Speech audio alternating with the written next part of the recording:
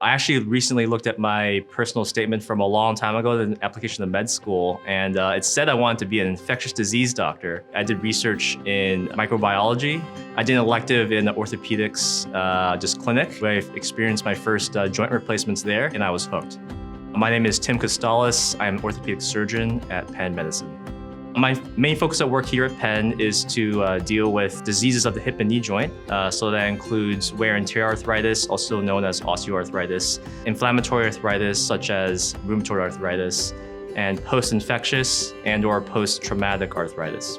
Patients can expect that I see them on a one-on-one basis, listen to their problems. I will go over a detailed physical exam on their hip and knee problems.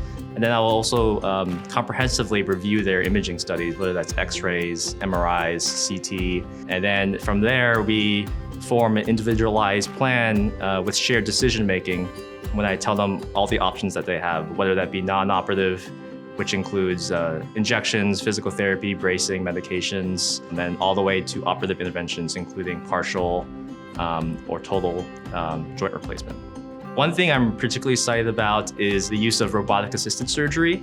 I still perform the surgery, but the robot is helping me make the cuts or positioning up to a millimeter in accuracy or within a degree of what I want. In addition, with special x-rays and CT scans, we can actually perform a virtual range of motion and surgery before the surgery even starts. So we can plan out the surgery and expect these outcomes before we even make an incision.